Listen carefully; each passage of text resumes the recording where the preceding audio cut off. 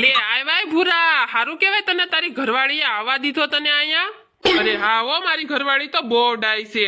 હારું કેવાય ને, નવા નવા લગન છાશે તોય તને ભાઈબંધો હારે બેહવા ઉઠવા દે. અને ઓલા સગનાની ઘરવાળી તો બહુ ગોલી છે, નકરી સગનાને ખીજાયાસ કરે.